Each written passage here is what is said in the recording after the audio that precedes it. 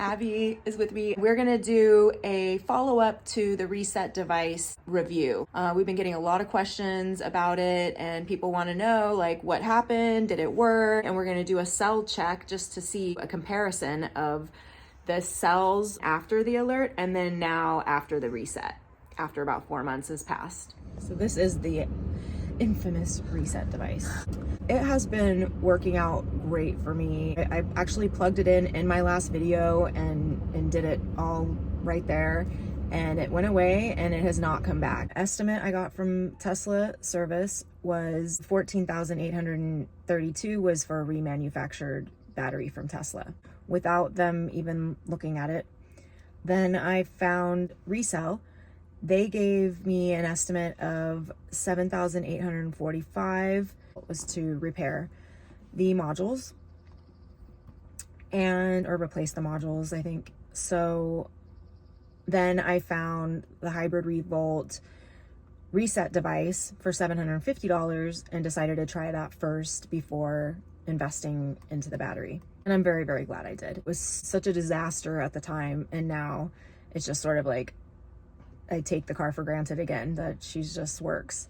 So I hope that I don't jinx it by doing this video. I just made a list of all the questions that people are asking in the comments and in the Facebook group. So let's just get to the questions. Oh, the reset device is not limited to only 8 resets. Actually can do unlimited amount of resets, but it is true that it will only work on one car. So it sort of marries your car, and after that it will not work on another Tesla. Even though there is unlimited resets on each device, it is not a good idea to leave it plugged in and just let it keep resetting on its own without monitoring it. From what the third-party repair shops are saying in this group, they get a number of vehicles that have the reset device plugged into the car. So what that tells me is that these alerts are actually helpful information to let you know, especially if they continue to come back over and over again, because there could be something really wrong with your battery.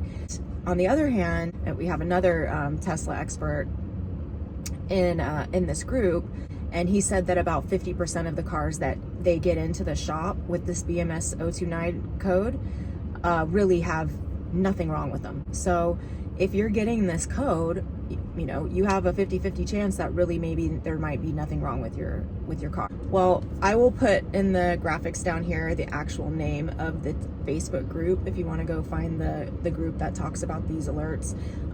They don't only talk about the 029 alert. There's 2 other BMS codes that they discuss, but they pretty much limit the conversations to being about how to handle these codes, so these alerts. Will this reset device reset 019 and other codes? Nope, just this code. So that's a real simple answer. So this one, I really tried to avoid doing any updates, because the thing about the updates is with the BMS029 code, the update restarts your battery monitoring system. It's gonna go through all the checkpoints and everything. It's possible that that's why people sometimes get the alert right after doing an update. I kept getting the prompt and I would just opt out of it. And then one day I was in work and I came back out to the car and it had done the update. I'm not saying they did it without my consent. It's possible that I had maybe left the app open and the prompt was there and maybe I sort of like butt updated. I was not happy about it and I was concerned. That being said, it did not make the alert come back. And so that even gave me more confidence that there's nothing wrong with my battery, because if the battery monitoring system had gone through all those checkpoints again from being restarted from the update and it still didn't bring the alert back, to me, that's a good sign. That's a good thing. So, but I still don't want any more updates. So Tesla, just don't send me any more. I don't need them. I'm good. I love it. Yeah, she doesn't need them. I'm happy with the way it is. Okay, one of the first questions I got is, did you reduce your max charge? My charge limit right now is on 87%.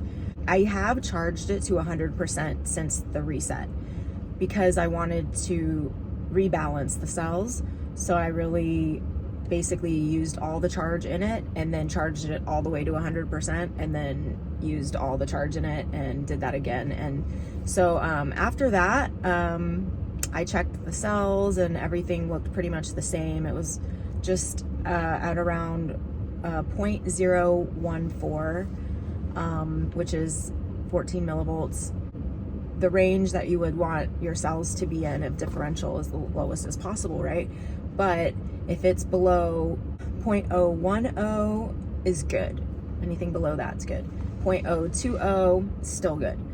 If you start getting up above 0.085, 0.090, so this is like 85, 90 millivolts, that's not a good sign. That's something is going on with your battery.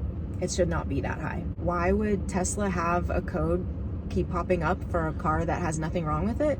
That is a whole nother video. Like, I would be happy to do it. I've been doing a lot of research about it. Like, why would they do that? There's a lot of different possibilities. We don't know. We don't actually know for sure why a lot of cars are getting this alert that actually have absolutely nothing wrong with them. But it's happening. Can I still supercharge? Yes, I supercharge all the time. We did have one issue. We stopped at the superchargers in Montecito, plugged it in. It was at 85% max charge. Went out to the beach, picking sea glass or something, and lost track of time. Then I looked at the app and realized that the car was fully charged and I was gonna get overage fees. So I did what probably all Tesla owners do. I just increased the charge level to 100% to buy some time to get to the car and not keep accruing fees. So we get to the car and then the car would not turn on. I was getting an alert that said we were unable to drive, and it would not let me put the car in drive. And it was the weirdest thing ever. I posted about it because I was freaking out. I thought it had something to do with the BMS029 alert. And I did a hard reset and I was like, it didn't fix it. And then my husband's like, well, yeah, you haven't tried to put it into drive yet since you did the hard reset. Oh, okay. And then I did, and then it went. So it was fine, but maybe it happened because I put the car on 100% charge at a supercharger. It could mean nothing. It could have been completely unrelated, but it did sort of make me think, like, there's no need to charge to 100%, especially at a supercharger. Why tempt fate? Let's just keep it at 85%. But I go to superchargers all the time and it has not been a problem. What is the future of EV batteries? Because it doesn't seem sustainable for this to continue with having this ridiculous repair cost. And, you know, somebody mentioned like Apple Care. Like maybe one day it'll be like Apple Care where you pay a certain amount, like basically like a warranty. With Apple Care, if you damage your phone, then you can just get a new one for $200, right? They just replace it. So why is it that we can't do that with the car batteries? What about like car companies like NIO in China, that their whole deal is that they just replace the battery. You don't charge those batteries. You literally just go to a charging switching station and they just switch your battery in 3 minutes. I mean, if they can do that, why they will never have to worry about this issue, right? Because they can just go to a battery switching station if they get one that's not working right and just get a different one. And for Tesla, if they can just take your battery out, keep it, charge you for a new one, go and fix this one and remanufacture it, and then charge $14,000 for this replacement battery. It seems like we're paying twice and they're making double money off of us for, you know, they get to keep the battery. At least we should get paid for our old battery. Like they should have to buy our old broken battery because they're getting all of that for free. And we're paying them. We're paying them to take our old battery and go make money off of our old battery, in essence. It definitely seems like there's a future that we can't see quite yet when it comes to batteries. So here, let's do this. Let's go ahead and check the battery cells. Before it was at 0.014, 14 millivolts. Let's see where it is now. Okay, so that's what's happening right now. It was the CAC imbalance, which is 4.4. and the imbalance of the cells that I'm getting right now is 16.